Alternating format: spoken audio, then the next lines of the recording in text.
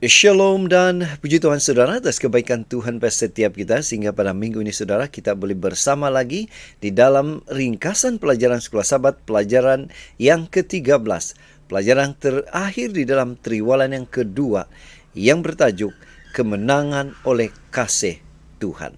Untuk memulai pembelajaran kita, mari kita berdoa. Bapa Syurgawi, terima kasih atas kebaikan-Mu karena bersama dengan kami, sementara kami mendengar, mempelajari firman Tuhan melalui pelajaran Sekolah Sabat. Di dalam nama Yesus kami berdoa. Amin. Sekali lagi saudara, tajuk Sekolah Sabat kita, pelajaran ke-13, Kemenangan oleh Kasih Tuhan. Untuk mempelajari pelajaran ini saudara, kita akan mempelajari atau membaca ayat-ayat seperti yang tertera di skrin Anda. Yang menjadi pertanyaan, bagaimana kemenangan mutlak itu akan terlaksana? Firman Tuhan, ayat hafalan kita terdapat di dalam Wahyu 21 ayat 3 dan 4 mengatakan, Aku mendengar suara lantang dari takhta berkata, Lihatlah, tempat kediaman Allah sekarang beserta manusia, dan Dia akan tinggal bersama mereka, dan mereka akan menjadi umat-Nya, dan Allah sendiri akan bersama mereka sebagai Allah mereka. Allah akan menghapuskan setiap titik air mata mereka. Tiada lagi kematian, kesedihan dan tangisan. Tiada lagi kesakitan karena segala yang lama telah lenyap. Pendahuluan Sekolah Sabat. Kontroversi besar pemberontakan setan terhadap kerajaan Tuhan akan segera berakhir. Kita tidak dibiarkan dalam kegelapan tentang bagaimana konflik ini akan berakhir. Tuhan menang, setan kalah. Malah perincian pertempuran terakhir diterangkan dengan jelas di dalam Alkitab. Dan untuk mempelajari pelajaran ini saudara, kita akan membagikan kepada 5 bahagian atau 5 topik seperti yang tertera di skrin Anda. Kita masuk di tajuk yang pertama, yaitu harapan di masa kesusahan. Yang menjadi pertanyaan, apa pengharapan di masa kesusahan? Saudara, kita akan juga menjawab pertanyaan-pertanyaan seperti yang tertera di skrin Anda. Seperti apakah peristiwa yang berlaku sejurus sebelum kedatangan Tuhan kedua, dan banyak lagi. Firman Tuhan, Yeremia 30 ayat 5 hingga 7 mengatakan, Sungguh beginilah firman Tuhan, telah kami dengar jerit kegentaran, kedahsyatan dan tidak ada damai. Cobalah tanyakan dan selidiki, adakah laki-laki melahirkan? Mengapakah setiap laki-laki kulihat tangannya pada pinggangnya seperti seorang perempuan yang melahirkan? Mengapakah setiap murka berubah menjadi pucat? Hai, alangkah hebatnya hari itu, tidak ada taranya. Itulah waktu kesusahan bagi Yakub, tetapi ia akan diselamatkan daripadanya. Saudara, kita hidup pada zaman akhir ini. Tanda-tanda masa yang sedang digenapkan dengan cepat menyatakan bahwa kedatangan Kristus sudah dekat. Hari-hari di mana kita hidup ini adalah kusyuk dan penting. Ellen G. White, Testimonies jilid 9, muka surat 11. Nah, apakah peristiwa ini? Pertama, Wahyu 20 ayat 11 mengatakan, ujian akan berakhir dan setiap kes diputuskan, pintu rahmat atau pintu kasihan ditutup. Kemudian Yesaya dan juga Yeremia, masa kesukaran, orang jahat tidak bertindak tanpa batasan moral, dan orang benar tidak tahu jika mereka sudah diampuni. Peristiwa ini juga melambangkan 7 bala akhir akan menimpa orang yang tidak bertobat. Umat Tuhan dijaga dan dilindungi. Kemudian ini juga melambangkan setiap kumpulan bersiap sedia untuk bertemu Yesus. Sesetengah untuk memerangi Dia, yang lain menerimanya dengan gembira. Apabila Yesus mengakhiri pekerjaan pengantaraannya dan Roh Kudus menarik diri dari orang yang tidak bertobat, nasib setiap orang akan dimeteraikan. Orang beriman akan terus mendapat pertolongan dan perlindungan ilahi, sementara orang jahat akan berada dalam kawalan Satan. Masing-masing akan menunjukkan melalui perwatakannya kepada siapa yang dia telah putuskan untuk dilayaninya. Kita masuk di tajuk yang kedua, yaitu berharap pada kepulangan Yesus yang tidak lama lagi. Saudara, bagaimana kita berharap akan kedatangan Yesus kali yang kedua? Ini juga akan menjawab beberapa pertanyaan seperti yang tertera di skrin Anda. Wahyu 6 ayat 16 mengatakan, dan mereka berkata kepada gunung-gunung dan kepada batu-batu karang itu, runtuhlah menimpah kami dan sembunyikanlah kami terhadap Dia yang duduk di atas takhta dan terhadap murka anak domba itu. Yesaya 25:9 juga mengatakan, pada waktu itu orang akan berkata, sesungguhnya inilah Allah kita yang kita nanti-nantikan supaya kita diselamatkan. Inilah Tuhan yang kita nanti-nantikan. Marilah kita bersorak-sorak dan bersukacita oleh karena keselamatan yang diadakannya. Saudara, bahagian orang jahat pada waktu itu, Wahyu 6 ayat 16, mereka telah menolak hukum Tuhan. Mereka telah menolak air hidup dan telah menggali untuk diri mereka sendiri kolam yang bocor. Yeremia 2 ayat 13. Poin kedua, kini mereka bersemuka dengan hakim. Mereka hanya menantikan kemurkaan dan kutukan. Siapa yang akan membebaskan mereka? Saudara, tidak ada lagi. Kemudian, bahagian orang yang ditebus, Yesaya 25:9, mereka telah setia kepada hukum Tuhan. Mereka telah meminum air kehidupan. Wahyu 21 ayat 6. Kini mereka bertentang mata dengan hakim mereka. Mereka hanya boleh berharap untuk keselamatan. Bagaimanakah mereka tidak boleh dipuji?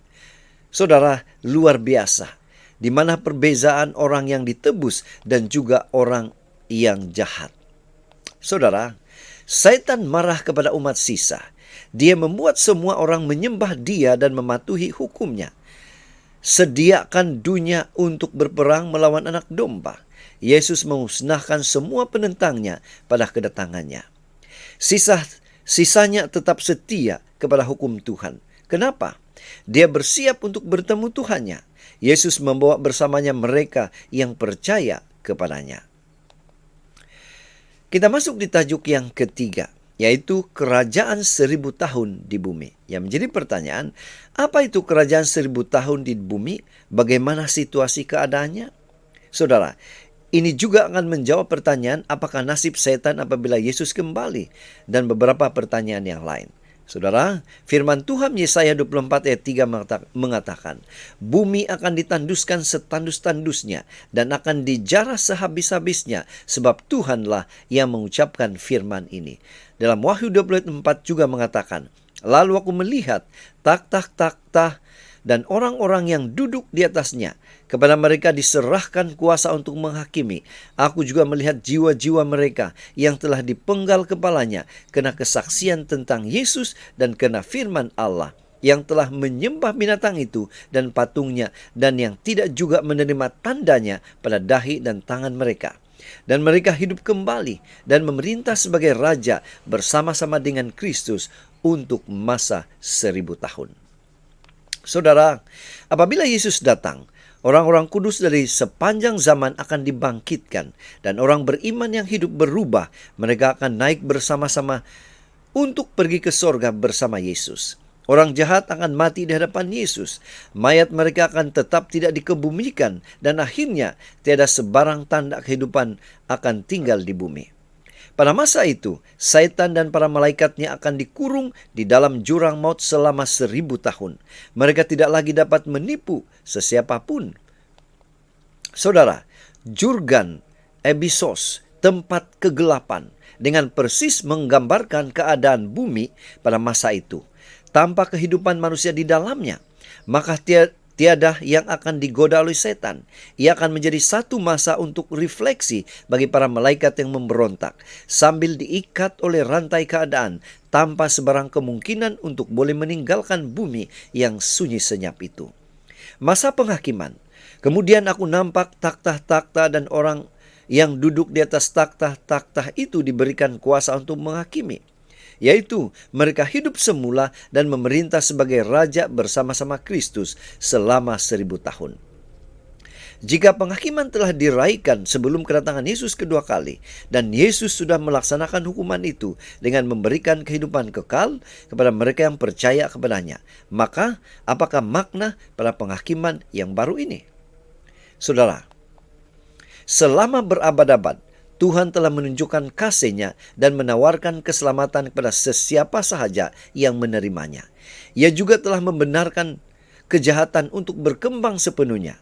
Semasa penghakiman, semua dunia dan malaikat yang setia telah dapat menyaksikan keadilan dan belas kasihan Tuhan dalam menangani dosa dan pemberontakan. Sekarang, mereka menyaksikan di hadapan mereka akibat sebenar daripada pemerintahan setan, yaitu sebuah tanah yang kosong dan sunyi. Tetapi kita yang telah tinggal di wilayah musuh semasa konflik berlaku, kini telah ditebus, juga perlu menyaksikan keadilan dan belas kasihan Tuhan. Dalam penghakiman milenium, kita akan yakin sepenuhnya pada kasih Tuhan sehingga kejahatan tidak akan timbul lagi. Tajuk yang keempat, penghakiman di dalam 1000 tahun. Yang menjadi pertanyaan, bagaimana penghakiman di dalam 1000 tahun itu? Ini secara tak langsung saudara akan menjawab dua pertanyaan seperti yang tertera di skrin Anda. Apakah yang dilakukan oleh orang benar dalam selama 1000 tahun itu dan mengapa itu penting bagi kita? Malaiki 4 ayat 1 dan 2, bahwa sesungguhnya hari itu datang menyala seperti perapian, maka semua orang gegabah dan setiap orang yang berbuat fasik menjadi seperti jerami dan akan terbakar oleh hari yang datang itu. Firman Tuhan semesta alam, sampai tidak ditinggalkannya akar dan cabang mereka. Tetapi kamu yang takut akan namaku, bagimu akan terbit surya kebenaran dengan kesembuhan pada sayapnya. Kamu akan keluar dan jingkrak seperti anak lembu lepas kandang. Saudara, pada akhir milenium itu nanti, orang jahat akan dibangkitkan. Sekali lagi mereka akan menerima arahan dari setan dan melawan semula Tuhan dan orang-orang kudus. Tidak ada yang berubah dan akhirnya semua akan dimusnahkan oleh api. Tetapi sebelum mereka dimusnahkan, satu perbicaraan terakhir diadakan. Buku-buku dibuka dan setiap orang mengenal di dalam buku itu semua tindakan mereka dan penolakan mereka terhadap panggilan kasih Roh Kudus. Semua orang akan mengakui keadilan Tuhan dan berlutut di hadapannya. Jauh daripada hidup selama-lamanya, yaitu untuk hanya dihukum selama-lamanya, mereka akan menderita kematian kedua yang daripadanya tidak ada kebangkitan lagi. Maut dan dosa sudah berakhir. Sudah tiba masanya untuk menghapuskan setiap air mata dan menikmati kehidupan yang kekal dan bahagia. Tajuk yang terakhir, yang kelima, yaitu dua kekekalan. Yang menjadi pertanyaan, apa dua kekekalan itu? Saudara, kita akan berbincang juga. Ada dua pertanyaan seperti yang tertera di skrin Anda. Apakah yang mereka katakan tentang mengapa orang jahat dibangkitkan semula? Pemahaman apakah yang petikan ini berikan kepada kita tentang kemusnahan muktamad bagi dosa dan orang berdosa serta ganjaran orang benar? Saudara, Yeremia 31 ayat 3 mengatakan, dari jauh Tuhan menampakkan diri kepadanya, aku mengasihi engkau dengan kasih yang kekal, sebab itu aku melanjutkan kasih setiaku kepadamu. Mazmur 37 ayat 20, sesungguhnya orang-orang fasik akan binasa, musuh Tuhan seperti keindahan padang rumput, mereka habis lenyap bagaikan asap. Saudara, apakah yang akan kita lakukan di bumi baru untuk selama-lamanya? Salib Kristus akan menjadi sains dan nyanyian orang-orang yang ditebus sepanjang kekekalan. Pada dataran yang damai di pinggir sungai yang hidup umat Tuhan akan mendapat rumah. Di sana warga surga abadi akan merenung dengan kegembiraan kekal keajaiban kuasa kreatif Tuhan. Setiap fakulti akan dibangunkan, setiap kapasiti meningkat. Perolehan ilmu tidak akan meletihkan kecerdasan atau meletihkan tenaga. Usaha yang paling besar akan dapat dilaksanakan. Aspirasi yang paling luhur akan dipenuhi. Cita-cita yang paling tinggi akan dapat direalisasikan. Ketinggian baru akan timbul untuk diatasi. Keajaiban baru untuk dikagumi, kebenaran baru untuk difahami, objektif baru yang menajamkan kemampuan roh, jiwa, dan tubuh. Mereka berkongsi dengan makhluk yang tidak jatuh, khazanah pengetahuan dan pemahaman yang diperoleh selama berabad-abad dan berabad-abad akan datang dalam merenungkan karya Tuhan. Dengan penglihatan yang jelas, mereka memperlihatkan kemuliaan penciptaan, matahari dan bintang dan sistem yang mengikut susunan yang diberikan padanya mengelilingi takhta ilahi. Saudara, pena inspirasi juga menjelaskan, kontroversi besar telah berakhir. Dosa dan pendosa sudah tiada lagi. Seluruh alam ini bersih. Satu nadi keharmonian dan kegembiraan berdegup melalui ciptaan yang luas. Dari Dia yang menciptakan semua, akan mengalirkan kehidupan dan cahaya dan kegembiraan ke seluruh alam angkasa yang tidak terbatas. Dari atom terkecil hingga dunia yang terbesar, semua benda bernyawa dan tidak bernyawa dalam keindahannya yang tidak terbayangkan dan kegembiraan yang sempurna menyatakan bahwa Tuhan adalah kasih. Jadi saudara, dari pelajaran sekolah sahabat kita pada minggu ini, kita boleh menyimpulkan Tuhan sendiri akan menyokong dan melindungi umatnya semasa bahagian paling kejam dalam pertempuran terakhir kontroversi besar itu. Kontroversi besar akan berakhir dengan kemenangan Tuhan ke atas Satan, ke atas kejahatan dan dosa, dan ke atas penderitaan dan kematian.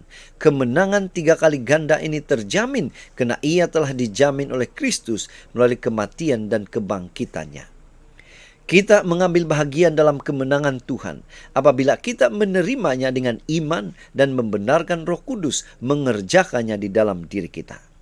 Kemenangan Tuhan akan memuncak pada kedatangan Yesus yang kedua kali, dalam penghakiman milenium dan dalam pemulihan segala sesuatu. Jadi saudara, sekian saja pelajaran sekolah sahabat kita pada minggu ini. Semoga ini membantu kita dalam mempelajari pelajaran sekolah sahabat kita pada minggu ini. Tuhan memberkati kita. Mari kita berdoa. Bapa Surgawi, terima kasih Tuhan karena membantu kami memahami pelajaran sekolah sahabat kami pada minggu ini melalui ringkasan yang kami sudah dengar dan pelajari. Di dalam nama Yesus kami berdoa. Amin.